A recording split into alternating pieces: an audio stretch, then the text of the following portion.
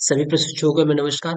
आप सभी का हमारे चैनल टीएसपी क्लासेस में एक बार फिर से बहुत बहुत स्वागत है। तो दोस्तों, आज हम इस वीडियो में बात करने वाले हैं यूपी डीएलएड अर्थात बीटीसी थर्ड सेमेस्टर के 8वें प्रश्न पत्र कंप्यूटर के बारे में बात करेंगे, जो कि आज ये कंप्यूटर का पहला वीडियो होगा। इसके पहले आपको सिलेबस के बारे में बता दिया गया है कि कंप्यूटर के सिलेबस में क्या क्या चीजें आपको पढ़नी है, इस तरीके से चीजों को पढ़नी है, कहाँ से प्रश्न कैसे आता है।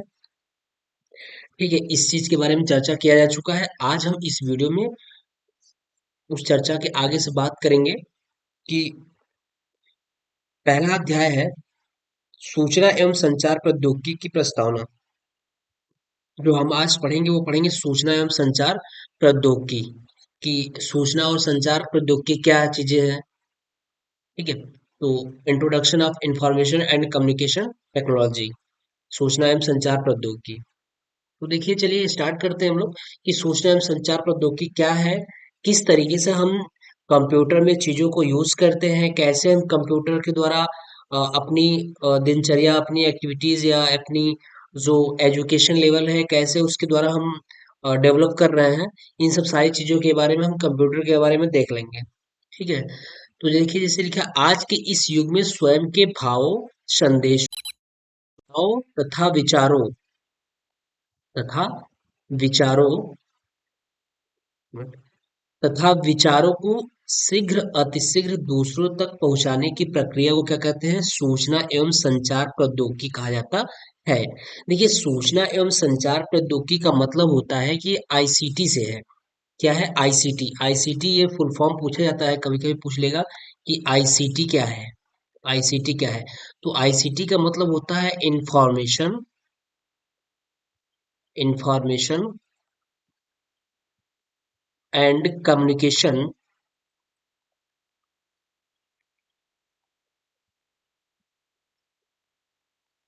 कम्युनिकेशन कम्युनिकेशन टेक्नोलॉजी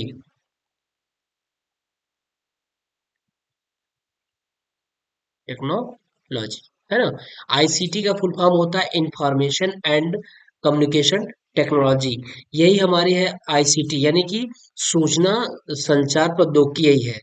इस सूचना और संचार प्रौद्योगिकी का फुल फॉर्म क्या होता है? इंफॉर्मेशन एंड कम्युनिकेशन टेक्नोलॉजी, ठीक है। तो इसमें ये है चीजें है कि आज के इस युग में स्वयं के भावों, संदेशों, सूचनाओं तथा विचारों को शीघ्र अतिशीघ्र दूसरों तक पहुंचाने की प्रक्रिया को सूचना एवं संचार प्रौद्योगिकी कहा जाता है। देखिए, सूचना एवं संचार प्रौद्योगिकी क्या है कि आज के इस युग में हम अपने भाव, अपने संदेश, अपने सूचनाओं और अपने विचारों को जल्दी से जल्दी एक दूसरे तक हम क्या करते हैं? पहुंचा देते हैं। और वही जो पहुंचाने की प्रक्रिया होती है, पहुंचाने की जो प्रोसेस होती है, वही हमारी क्या कहलाती है? सूचना एवं संचार प्रौद्योगिकी कहलाती है। जैसे इसके पहले क्या हुआ करता था? इसके पहले हम लोग कोई भी सूचना या संदेश पहुंचाया करते थे तो क्या करते थे? पत्र लिखा करते थे। पत्र के द्वारा भेजे जाते थे, डाक के द्वारा पत्र पहुंचता था। जैसे सपोज दैट कोई पर्सन बहुत दूर है, दिल्ली या मुंबई है, और आपके घर तक कोई संदेश पहुंचाना हुआ करता था तो क्या करता था? पत्र के माध्यम से सूचनाओं को पहुंचाता था। जब पत्र के माध्यम से सूचनाओं को पहुंचाया जाता जाया करता था तो उसमें समय बहुत ज्यादा लग जाता था, ठीक है। समय बहुत ज्यादा लग जाता था, तब जाके चीजें पता चलती थी। लेकिन आज के इस युग में, आज की इस कंप्यूटर के, आज की इस जनरेशन में होता क्या है कि यानी जल्दी से जल्दी, देखिए यहाँ है शीघ्र अतिशीघ्र, जल्दी से जल्दी एक दूसरे तक यानी सूचनाओं, विचारों और संदेशों को पहुंचा देने की जो प्रक्रिया है, जिसके माध्यम से पहुंचाते हैं, वही यहाँ पे क्या कहलाती है? सूचना एवं संचार प्रौद्योगिकी कहलाती है, ठीक है। और वो भाव, जो भाव और संदेश हो वो सटीक हो और जल्दी से जल्दी पहुंचाया जा सके, यानी शीघ्र से शीघ्र पहुंचाया जा सके, ठीक है। चलिए, सूचना एवं संचार के माध्यम से सूचनाओं व तथ्यों को त्वरित माध्यम का मतलब, त्वरित का मतलब होता है तेजी से, जल्दी से। त्वरित मतलब फास्ट। सूचना एवं संचार के माध्यम से सूचनाओं व तथ्यों को त्वरित माध्यमों द्वारा एक स्थान या व्यक्ति से दूसरे स्थान या व्यक्ति तक पहुंचाया जा सकता है। किसके माध्यम से? सूचना एवं संचार के माध्यम से। सूचना एवं संचार के माध्यम से क्या करते हैं कि सूचनाओं को हम त्वरित माध्यम, तेजी, फास्ट मीडियम के द्वारा एक स्थान से एक स्थान या एक व्यक्ति से दूसरे स्थान या दूसरे व्यक्ति तक पहुंचाया जा सकता है। यही आपकी सूचना संचार होती है। ठीक है। फिर सूचना एवं संचार प्रौद्योगिकी एक दूसरे के पूरक होते हैं। देखिए, सूचना और संचार प्रौद्योगिकी क्या है, एक दूसरे के पूरक है। एक दूसरे का पूरक का मतलब है होता यह है कि एक के बिना दूसरा अधूरा है। यानी अगर सूचना नहीं रहेगा तो संचार प्रौद्योगिकी का मतलब क्या रहेगा। आप संचार प्रौद्योगिकी में क्या करते हैं, सूचनाओं को ही तो पहुंचाते हैं ना। तो अगर संचार प्रौद्योगिकी है और आपके पास सूचना है ही नहीं, सूचना कैसे किस तरीके से क्या करना है वो पता ही नहीं है कि हमको सूचना क्या देनी है, तो संचार प्रौद्योगिकी कोई मतलब नहीं निकलेगा। अब बात आती है अगर आपके पास सूचना ही बहुत हो, बहुत आपका संदेश ही है, बहुत ज्यादा आप कुछ किसी के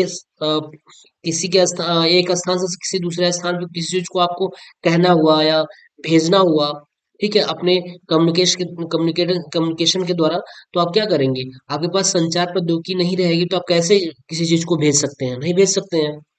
तो सूचना एवं संचार प्रौद्योगिकी एक दूसरे के क्या है, पूरक है, यानी एक ही सिक्के के दो पहलू हैं। ठीक है। तो पूरक है क्योंकि बिना सूचना के संचार प्रौद्योगिकी का कोई वास्तविक महत्व नहीं रह जाएगा। यानी जब सूचना ही नहीं रहेगा तो संचार प्रौद्योगिकी का महत्व ही, वास्तविक महत्व ही क्या रहेगा, कोई मतलब ही नहीं निकलेगा। आपके पास सूचना ही नहीं है तो संचार प्रौद्योगिकी का मतलब ही नहीं निकलेगा। ठीक है। अगर आपके पास यही चीज है, अगर आपके पास सूचना है, अगर आपके पास सूचना है और संचार प्रौद्योगिकी ही नहीं है कि हम इसको कैसे किस तरीके से भेजेंगे, किस मीडियम के द्वारा हम इसको भेजें। ठीक है। अगर आपके पास यही टेक्नोलॉजी ही नहीं है तो आप कैसे भेज पाएंगे, है ना। आप चीजों को नहीं भेज पाएंगे, नहीं बता पाएंगे। जैसे आपके कॉलेजों वगैरह में क्या होता है कि कोई सूचना होती है, तो सूचना है तो क्या करते हैं कि ईमेल के द्वारा, ईमेल के द्वारा या व्हाट्सएप के द्वारा, है ना, व्हाट्सएप के द्वारा किसी भी माध्यम से आप तक क्या कर देते हैं, बहुत फास्ट आपके पास सटीक नॉलेज को पहुंचा देते हैं। तो वहां पे क्या है, आपकी जो टेक्नोलॉजी है वो क्या हो गई, आप टेक्नोलॉजी जो है ये व्हाट्सएप हो गया, ईमेल हो गया, जीमेल वगैरह हो गया, जो भी है, इसके माध्यम से आप तक सूचनाएं आ गई, पहुंच गई। तो संचार प्रौद्योगिकी और सूचना क्या है, एक दूसरे के पूरक है। ठीक। चलिए आगे देखते हैं। अब बात आती है सूचना की, इंफॉर्मेशन की, कि इंफॉर्मेशन क्या चीजें हैं, सूचनाएं क्या चीजें हैं। ठीक है। तो सबसे पहले सूचना का अर्थ जान लीजिए, meaning of information. Meaning of information, सूचना का अर्थ क्या है। तो सूचना का अर्थ होता है बताना, जानकारी, जानकारी, सूचना, समाचार तथा ज्ञान आदि होता है। सूचना का मतलब होता है किसी चीज को बताना हुआ, किसी चीज की जानकारी लेनी होती है, किसी चीज में सूचित करना होता है। सूचना, समाचार हो गया, कोई न्यूज है, तो वो सब क्या है, इस सूचना के अंतर्गत ही आता है। तथा ज्ञान, जो आप नॉलेज लेते हैं, वो सब क्या है, आपकी सूचना ही है। आदि होता है, सूचना का अर्थ होता है बताना, जानकारी, सूचना, समाचार तथा ज्ञान आदि होता है, ये सूचना का अर्थ होता है। ठीक है। सूचना का ज्ञान उस उपयोगी ज्ञान से है जो मानव समाज के लिए विकास का मार्ग बनाती है। सूचना का ज्ञान उस उपयोगी ज्ञान से है। देखिए, सूचनाएं तो बहुत तरीके की होती हैं। हमारी सूचनाएं वो होनी चाहिए जो पॉजिटिव फीडबैक में होना चाहिए, जो एक अच्छी सूचना होनी चाहिए, जो जिससे हमको क्या हो, कोई ज्ञान अर्जित हो, और वो हमारे लिए यानी मानव समाज के लिए क्या हो, विकास का मार्ग प्रशस्त करता हो, विकास के मार्ग पर ले जाता हो। सूचनाएं वही होती हैं। अदरवाइज जो भी आप बात करेंगे, जो भी किसी चीज से कहेंगे, वो एक तरीके का क्या होगा, कम्युनिकेट जो भी करेंगे वो सब सूचनाओं के माध्यम से ही होगा। लेकिन बात ये होती है कि सूचनाएं वो होती हैं जो मानव समाज के विकास के लिए क्या करती हैं, मार्ग को प्रशस्त करती हैं, एक अच्छे मार्ग पर लेके जाती हैं, आपके लिए उपयोगी हो, वो सब क्या कहलाती है, वही आपकी सूचना होती है। ठीक है। तो सूचनाएं देने तथा पाने वाले के मध्य कार्य व्यवहार को शक्ति प्रदान करती है। सूचनाएं देने तथा पाने वाले के मध्य बीच में क्या होती है, कार्य और व्यवहार को क्या करती है, शक्ति प्रदान करती है। सूचनाएं किसी विशेष क्रम में व्यवस्थित किए गए डाटाओं का प्रस्तुतिकरण है। देखिए, सूचनाएं किसी विशेष क्रम में व्यवस्थित किए गए डाटाओं का प्रस्तुतिकरण है। ये विशेष क्रम का मतलब ये होता है कि जैसे हमें कोई चीज सूचना भेजना हो, तो सूचना पहले हम क्या करेंगे, उस चीजों को तैयार करेंगे।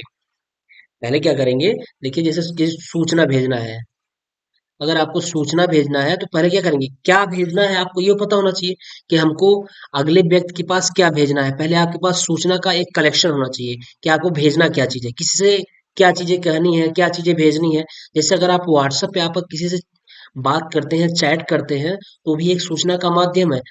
तो उस पहले तो आपको ये पता होगा ना कि हाँ, हम सूचना में क्या लिखना है हमको। पहले आप चीजों को लिखेंगे, उसके बाद फिर मीडियम खोजेंगे कि किस मीडियम यानी किस माध्यम से इसको भेजना है, सेंड करना है। मीडियम खोजेंगे, फिर मीडियम के बाद क्या होगा, मीडियम के बाद अब वो चीजों को आप सेंड करेंगे। सेंड करने के बाद अगले पर्सन के पास वो जाएगा। उसके बाद उसको वो क्या करेगा, वो डाउनलोड करेगा या कुछ भी जो भी करेगा, उसको डाउनलोड करेगा। डाउनलोड करने के बाद फिर क्या करेगा, उस सूचना को वो रीड करेगा, है ना। तब उस सूचना को रीड करेगा। तो इसमें क्या हुआ, एक सीरीज बनी हुई है, एक क्रम बना हुआ है। तो वही चीज करा है, सूचनाएं किसी विशेष क्रम में व्यवस्थित किए गए डाटाओं का क्या होती है, प्रस्तुतिकरण होती है। आप पहले डाटा तो बनाइएगा ना कि क्या भेजना है हमको। एक डाटा बनाएंगे, फीड करेंगे, फीड करने के बाद चीजों को भेजेंगे। ठीक है। तो इसलिए यह भी कह सकते हैं कि सूचनाएं डाटाओं का संक्षेपण स्वरूप होती है। यानी सूचनाएं जो होती हैं डाटाओं का संक्षेपण स्वरूप है, ये चीज है। तो सूचनाएं आप डाटाओं के माध्यम से क्या करेंगे, उसको एक पहले सही क्रम में रखेंगे। उसके बाद फिर क्या करेंगे, हम उस सूचना को हम अब माध्यम खोजेंगे, किस किस माध्यम से हमें इसको सेंड करना है, किस माध्यम के द्वारा हमको इसको भेजना है। ठीक, ये हुआ। चलिए आगे देखते हैं। तकनीकी दृष्टि से डाटा तथ्य किसी तथ्य, संख्या, नाम, चिन्ह आदि को कहते हैं। देखिए डाटा का मतलब ये होता है, ये जरूरी थोड़ी नहीं कि उसमें हम क्या चीजें लिखे हैं, यही नहीं होता है। उसमें जो साइन होती है, ठीक है, साइन मतलब जो चिन्ह होता है। साइन का मतलब चिन्ह जो होगा, जो आप चिन्ह होगा वो भी डाटा के क्रम में ही आएगा। कुछ भी लिखेंगे, क्योंकि जो हमारा कंप्यूटर होता है ना, जो हमारा कंप्यूटर होता है, वो दो ही मतलब दो ही भाषा समझता है, वो जीरो और वन, यही चीजों को समझेगा। आप कोई भी चीज कंप्यूटर के पास सेंड करेंगे, कोई भी चीज आप हिंदी में चाहे लिखेंगे चाहे कुछ भी करेंगे, वो तुरंत कन्वर्ट करेगा जीरो और वन, बाइनरी जीरो और वन में वो कन्वर्ट करेगा। कन्वर्ट करने के बाद वो चीजों को समझेगा, फिर आप तक आपकी भाषा में सेंड करेगा। अगर आप इंग्लिश चाहते हैं तो इंग्लिश में भेजेगा, अगर आप हिंदी में चाहते हैं तो हिंदी में आपको मिल जाएगा। लेकिन वो केवल क्या समझेगा, बाइनरी नंबर जीरो और वन में समझेगा बस। इसके अलावा और कंप्यूटर कोई भी लैंग्वेज नहीं समझता है। तो तकनीकी दृष्टि से डाटा तथ्य किसी तथ्य, संख्या, नाम, चिन्ह आदि को कहते हैं। ठीक है, जिसके माध्यम से सूचनाओं का निर्माण होता है।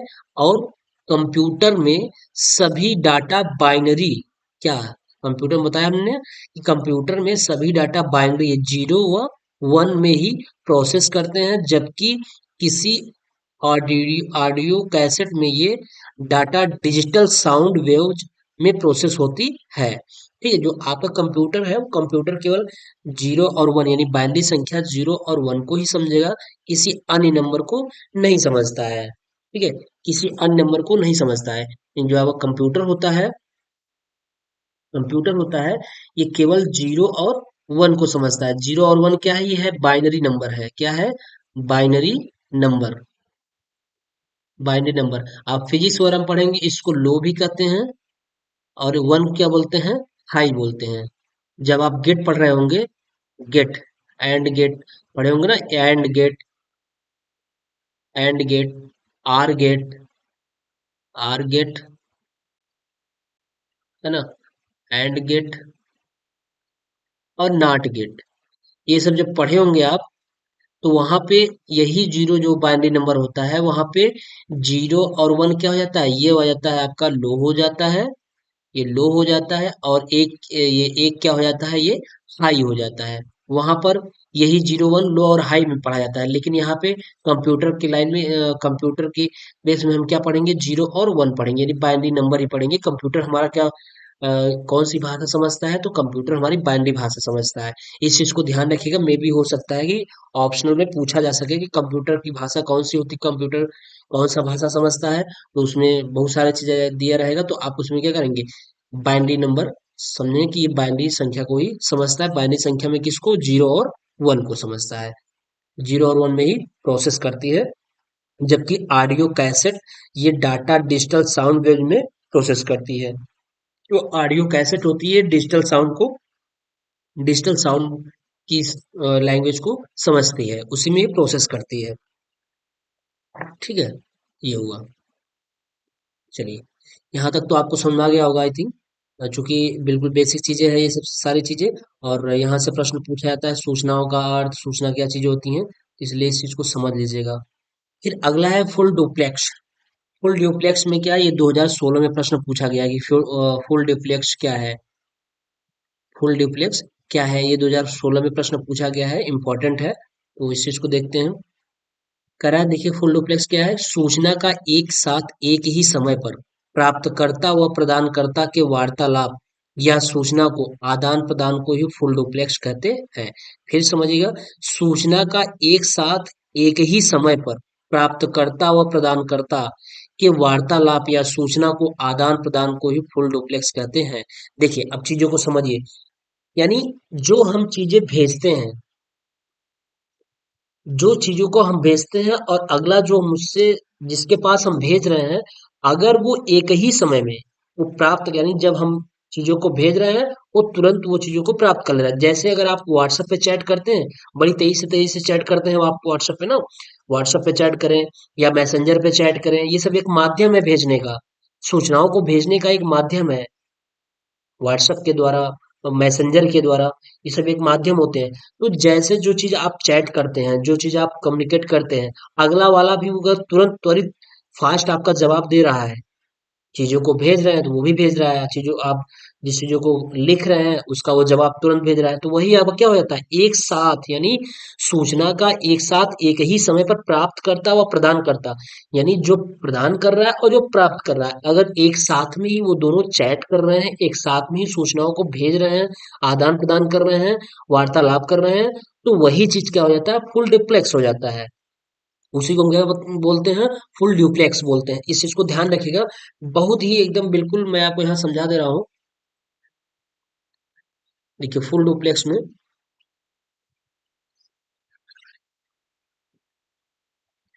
देखिए फुल डुप्लेक्स समझिए।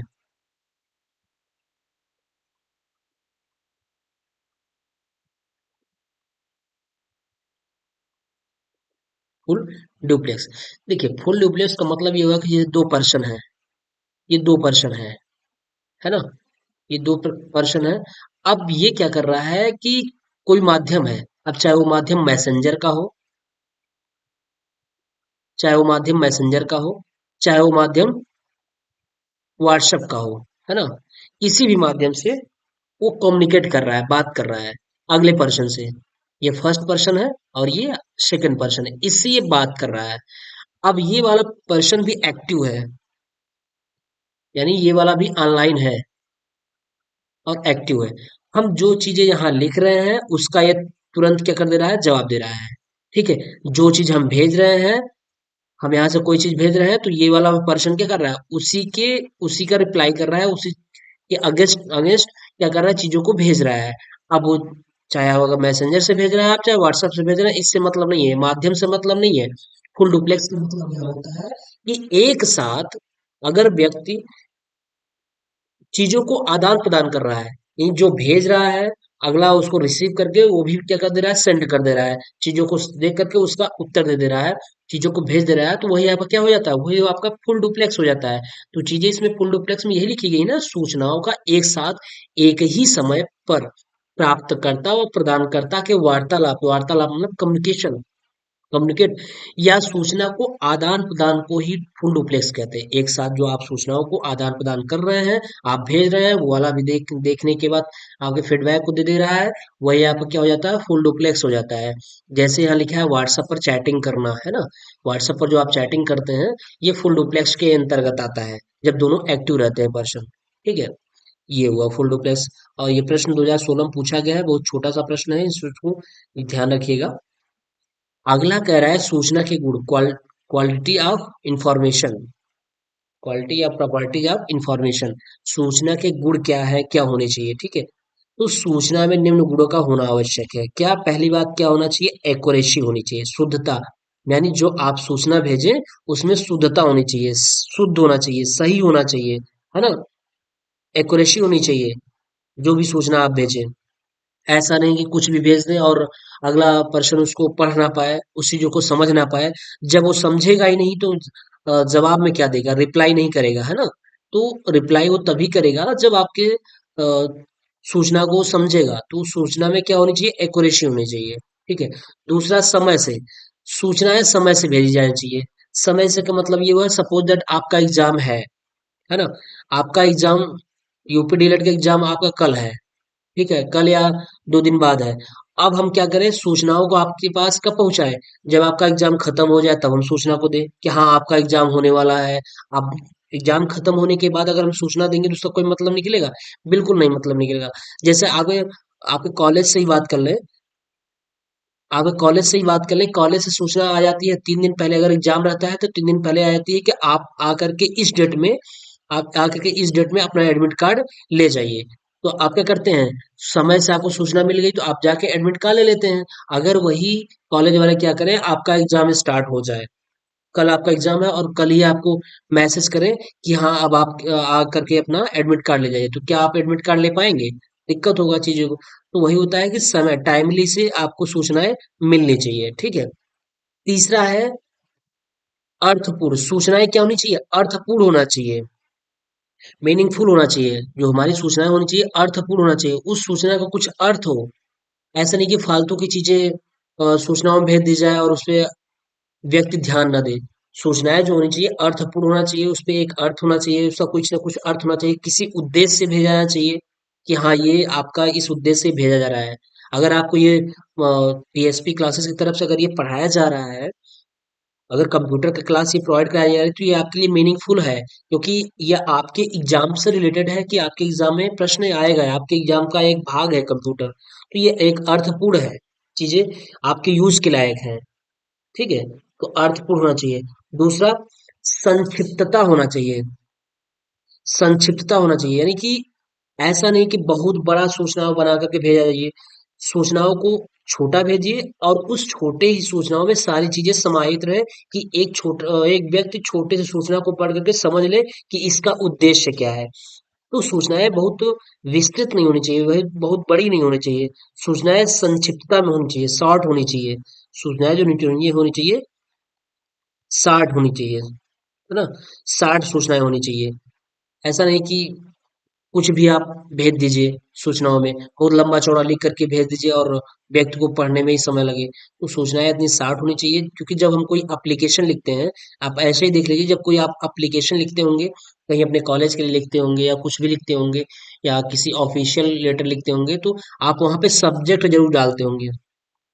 सब्जेक्ट, ऊपर सब्जेक्ट डालते होंगे, तो जो जिसके पास पहुँचता है, जब वो एप्लीकेशन प्राप्तकर्ता के पास पहुँचता है, तो क्या करता है, वो सब्जेक्ट को पढ़ करके चीज़ों को समझ लेता है कि हाँ, इस जो लेटर है इसमें चीज़ें क्या लिखी गई हैं, किससे चीज़ें रिलेटेड हैं। ठीक है? तो वो उस विषय को पढ़ करके समझ जाता है कि इस लेटर का उद्देश्य क्या है, किस लिए भेजा गया है। तो संक्षिप्तता होनी चाहिए, ठीक है, सूचना में। उसके बाद क्या होता है, ये अवेलेबिलिटी यानी उपलब्धता होनी चाहिए। क्या होनी चाहिए? उपलब्धता होनी चाहिए कि एबिलिटी क्या है उसकी, किसके लिए वो भेजा जा रहा है, तो ये चीजें होनी चाहिए। फिर उसके बाद अनुरूपता होना चाहिए, रिलायबेंसी होनी चाहिए कि किस चीज के लिए अनुरूप है ये, अनुरूपता होना चाहिए। फिर उसके बाद पर्याप्तता होनी चाहिए। इस पर्याप्तता में मतलब आपका किस चीज के लिए पर्याप्त है, कितना इस चीज पे जो भेजा गया है सूचनाएं कितना हमारे लिए पर्याप्त है, तो वो चीजें होनी चाहिए। तो ये सूचना में ये सब सारी चीजें निहित होना अति आवश्यक है, ये उस सूचना के गुण है। 7 गुण है, इसको ध्यान दे दीजिएगा। ठीक है। चलिए अगला हम बात करते हैं संचार, कम्युनिकेशन की बात कर लेते हैं। कम्युनिकेशन क्या चीजें हैं, संचार क्या चीजें हैं। ठीक है, संचार का अर्थ क्या है, जो हम बात कर रहे हैं आपके द्वारा जो चीजें पहुंचा रहे हैं, ये कम्युनिकेशन हो रहा है। और माध्यम इसमें क्या है, कंप्यूटर है, कंप्यूटर के माध्यम के द्वारा आपके पास चीजें पहुंच रही हैं। तो ये एक माध्यम है। बाकी मैं जो बोल रहा हूँ, जो आप सुनेंगे, वो एक कम्युनिकेशन होगा। ठीक है। अगर आप जो हम बोल रहे हैं उसके बाद जो आप अगर कोई फीडबैक देना चाहेंगे, कमेंट करेंगे, तो हमारे आपके बीच का ये कम्युनिकेशन ही हो जाएगा कि आप फीडबैक दे रहे हैं कि हाँ वीडियो अच्छा लगा या क्या चीजें हो रही हैं। तो ये एक कम्युनिकेशन होता है। माध्यम अलग अलग होते हैं, किस माध्यम से भेजा जा रहा है, कैसे भेजा जा रहा है। ठीक है। चलिए संचार का अर्थ देख लीजिए, कम्युनिकेशन का अर्थ, मीनिंग ऑफ कम्युनिकेशन देख लीजिए। पत्रों, सूचनाओं अथवा संदेशों द्वारा विचारों के विनिमय से होता है। यानी जो संचार का जो अर्थ होता है, ये पत्रों, सूचनाओं अथवा संदेशों द्वारा विचारों के विनिमय, मतलब विचारों के ट्रांसफर से होता है। जो हम अपने विचारों को देते हैं, जो हम अपने विचारों को ट्रांसफर करते हैं, वही संचार होता है, वही संचार का अर्थ होता है। अब वो चाहे पत्र के माध्यम से, ये सूचनाओं के माध्यम से, संदेशों के माध्यम से, मैसेज करके दे, कैसे भी दे, वो आपका क्या होता है, संचार ही होता है। तो हम जैसे भी ट्रांसफर करेंगे वो सब संचार ही होगा। ठीक है, संचार द्विमार्गी प्रक्रिया है। संचार कैसी है? संचार हमारी द्विमार्गी प्रक्रिया है। संचार द्विमार्गी प्रक्रिया का मतलब हमेशा दो व्यक्तियों में, कम से कम दो व्यक्तियों में ही संचार होगा। अकेले कम्युनिकेशन कैसे होगा? कोई मतलब नहीं निकलेगा। संचार द्विमार्गी होना चाहिए, यानी कम से कम क्या होना चाहिए, दो व्यक्ति तो होना ही चाहिए संचार में। ठीक है, तो हम जो बात करेंगे अगला व्यक्ति समझेगा उस चीज को, तो उसका जवाब देगा। ठीक है, संचार का अर्थ दो या दो से अधिक व्यक्तियों के मध्य तथ्यों, विचारों या अनुमानों के पारस्परिक आदान प्रदान से है। जो संचार का अर्थ है, वो दो या दो से अधिक व्यक्तियों के मध्य तथ्यों, विचारों या अनुमानों के पारस्परिक आदान प्रदान से है। हमने बताया कि संचार हमारा क्या है? संचार जो है, संचार द्विमार्गी है। कैसा है? द्विमार्गी है। यानी संचार में, कम्युनिकेशन में कम से कम दो व्यक्ति, कम से कम दो व्यक्ति अति आवश्यक हैं। दो व्यक्ति, दो व्यक्ति की जरूरत होती है। अगर दो व्यक्ति नहीं रहेंगे तो कम्युनिकेशन नहीं होगा। कम से कम दो व्यक्ति, ज्यादा ज्यादा कितने भी हो सकते हैं, उससे नहीं मतलब है, लेकिन कम से कम दो व्यक्ति का अति आवश्यक है रहना, है ना। दो व्यक्ति का होना आवश्यक है। कम्युनिकेशन तभी होगा जब हम यहाँ से प्रश्न करेंगे तो अगला उसका जवाब देगा, या हम उससे बात करेंगे तो अगला वो जवाब देगा। कम्युनिकेशन तभी होगा, तभी प्रभावी कम्युनिकेशन होगा। ठीक है, तो संचार का अर्थ दो या दो से अधिक व्यक्तियों के मध्य तथ्यों, विचारों या अनुमानों के पारस्परिक आदान प्रदान से है। जैसे तार, तार के माध्यम से संदेश भेजा जाता था। टेलीफोन, तार मतलब लेटर लिख करके भेजा जाता था। टेलीफोन, टेलीविजन, टेलीफोन के द्वारा हम क्या करते हैं, फोन करते हैं एक व्यक्ति से दूसरे। अगर हम कहीं बाहर हैं, अपने घर पे बात करना होता है तो क्या करते हैं, टेलीफोन के माध्यम से हम लोगों से बात कर लेते हैं। फिर टेलीविजन क्या होता है, कम्युनिकेशन टेलीविजन के द्वारा होता है। आप जब न्यूज खोलते हैं, न्यूज देखते हैं तो क्या होता है, कोई न्यूज बताता है ना, तो वो आप तक पहुंचता है, तो ये सूचना संचार आप तक हो रहा है, तो टेलीविजन के माध्यम से होता है। तथा रेडियो के माध्यम से, बिल्कुल रेडियो के माध्यम से होता है। इसमें सुनाई देता है, दिखाई नहीं देता है। रेडियो के माध्यम से क्या होता है, इसमें सुनाई देता है बट दिखाई नहीं देता है। ठीक है, आज ने विचारों के संप्रेषण, कम्युनिकेशन को अधिक सुलभ बना दिया है, यानी और आसान बना दिया है। पहले क्या, हमारे पास टेलीफोन नहीं हुआ करता था, टेलीविजन नहीं हुआ करता था, रेडियो नहीं हुआ करता था, तो कम्युनिकेशन बहुत आसान नहीं था, डिफिकल्ट था। तो हम क्या करते थे कि किसी चीज को अगर भेजना होता था तो डाक के द्वारा भेजते थे। जो चीजें हम 1 मिनट में अब कर ले रहे हैं, पहले क्या होता था कि हम, हमें उस चीज को करने के लिए 2 दिन, 3 दिन, 4 दिन, 5 दिन, 6 दिन, 10 दिन, महीनों महीनों लग जाता था। अगर कोई व्यक्ति बहुत दूर है घर से, अगर वो कोई चीज भेजना चाहता था, या लेटर या घर के हाल चाल को जानना चाहता था, तो क्या होता था, वो पत्र के माध्यम से बाई पोस्ट करता था। तो उसको घर तक आने में हफ्तों, 10 दिन, 15 दिन लग जाता था। फिर यहाँ से जवाब व्यक्ति लिखता था, लेटर में फिर लिखता था, और फिर डाक के द्वारा उसको सेंड करता था, भेजता था। फिर उसके पास पहुंचने में 10 से 15 दिन लग जाता था। लेकिन आज क्या है, आज हमारे कंप्यूटर की देन है, इंटरनेट और कंप्यूटर सब की देन है कि क्या हो रहा है, बहुत ही आसानी से चीजों को हम कर ले रहे हैं। अपने विचारों और संप्रेषणों को बहुत ही आसानी तरीके से चीजों को भेज ले रहे हैं, आपस में बातचीत कर ले रहे हैं। ठीक है, ये हुआ।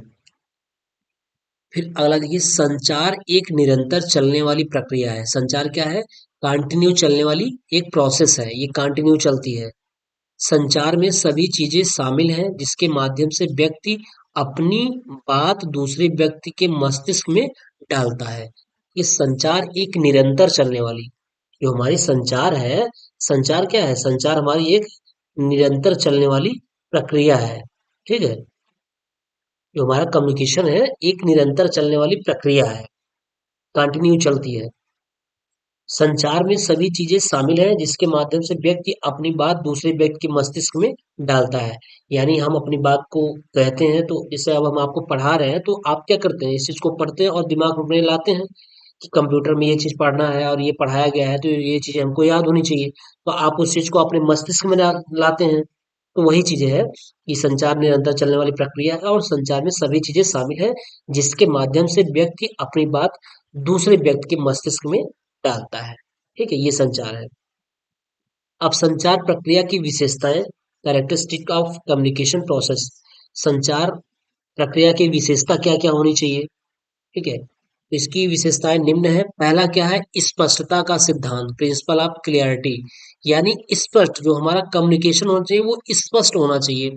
ऐसा कम्युनिकेशन ना हो कि अगला आदमी क्या बोल रहा है मुझे समझ में नहीं आएगा, जब हमको समझ में नहीं आएगा तो हम उसका जवाब क्या देंगे। जैसे हम आपको अगर पढ़ा रहे हैं तो हमारे पढ़ाने में क्लियरिटी होनी चाहिए। अगर आपको चीजें हमारी समझ में नहीं आएंगी तो आप कैसे पढ़ेंगे, उस चीजों को नहीं पढ़ेंगे। तो स्पष्टता होनी चाहिए, प्रिंसिपल ऑफ क्लियरिटी होनी चाहिए कि जो चीजें पढ़ाई जा रही है वो स्पष्ट होना चाहिए, जो बोला जा रहा है वो स्पष्ट होना चाहिए, हमको समझ में आ जाए। अभी हम आपसे बात कर रहे हैं, आप हिंदी समझते हैं, मैं उर्दू में बात करूँ आप समझेंगे नहीं समझेंगे, मैं फारसी में बात करूँ आप समझेंगे नहीं समझेंगे। तो कम्युनिकेशन वो प्रभावी नहीं होगा। स्पष्ट होना चाहिए जो हमको समझ में आए, और स्पष्ट वो तभी होगा जब हमको वो चीजें समझ में आएंगी। जब हमको समझ में नहीं आएंगी तो वो स्पष्ट नहीं होगा। फिर दूसरा है ध्यानाकर्षण का सिद्धांत, प्रिंसिपल ऑफ अटेंशन। यानी चीजें ऐसी, कम्युनिकेशन ऐसी होनी चाहिए। जैसे आप देखते होंगे कि कुछ लोग स्पीच देते हैं, कुछ लोग स्पीच देते हैं, तो क्या करते हैं आप, कुछ लोग की स्पीच को बड़ी ध्यानपूर्वक आप सुनते हैं, और कुछ लोग की स्पीच को क्या करते हैं, ध्यानपूर्वक आप नहीं सुनते। क्यों? क्योंकि ध्यानाकर्षण का सिद्धांत होना चाहिए, यानी ऐसा अट्रैक्टिव होना चाहिए, ऐसा होना चाहिए कि हमारा जो ध्यान जाए बिल्कुल उनके स्पीच पे जाए और हम उनको सुन सकें। तो उसमें क्या होना चाहिए कि अटेंशन होना चाहिए, ऐसा लैंग्वेज यूज करें कि जब हमको सही तरीके से सुनाई देगा, स्पष्ट रहेगा, तो हम उस स्पीच को सुनेंगे। अगर वो हमको नहीं समझ में आएगा तो हमारा ध्यान नहीं जाएगा। तो इसलिए ऐसा होना चाहिए जिससे कि हमारा क्या हो, ध्यान उस पर जाए, अटेंशन हो। तो ध्यानाकर्षण का सिद्धांत होना चाहिए। फिर होना चाहिए संगतता का सिद्धांत, यानी प्रिंसिपल ऑफ कंसिस्टेंसी होनी चाहिए। इस वो कितना संगतपूर्ण है हमारे लिए, जो बताया जा रहा है, जो बोला जा रहा है, जो कम्युनिकेट किया जा रहा है, वो हमारे लिए कितनी संगतपूर्ण है, क्या हमारे लिए संगतपूर्ण है या नहीं। अगर वो हमारे लिए संगतपूर्ण नहीं है, हमारे लिए काम की चीजें नहीं है, तो कोई मतलब नहीं निकलेगा उस चीज को। ठीक है, तो संगतता का सिद्धांत। फिर उसके बाद है उचित प्रसारण का सिद्धांत, प्रिंसिपल ऑफ राइट कम्युनिकेशन। उचित प्रसारण यानी उचित समय में उचित प्रसारण होना चाहिए, जो सही प्रसारण हो।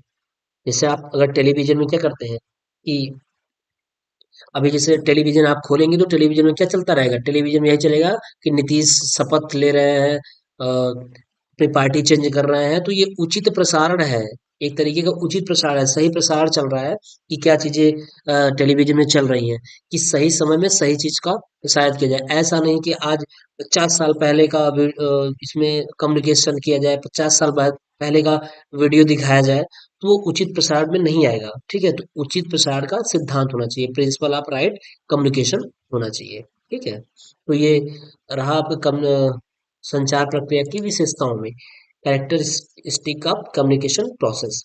ठीक है, तो ये इसके बाद यहाँ से हम अगली क्लास में पढ़ाएंगे विद्यालय संचालन प्रबंधन सूचना एवं संचार प्रौद्योगिकी के लाभ, इसके लाभ क्या है। ठीक है, जो विद्यालय संचालन होता है उसमें सूचना एवं संचार प्रौद्योगिकी का लाभ क्या है, अगली क्लास में यहाँ से चर्चा किया जाएगा। तब तक आप इस चीजों को देख लीजिए, स्पष्ट पढ़ लीजिए, देख लीजिए। और अगर जो भी स्टूडेंट, जो भी दोस्त अगर हमारे चैनल से नहीं जुड़ेंगे तो प्लीज आप हमारे चैनल से जुड़ जाइएगा और सब्सक्राइब कर लीजिएगा, अपने दोस्तों के साथ शेयर अवश्य कर दीजिए।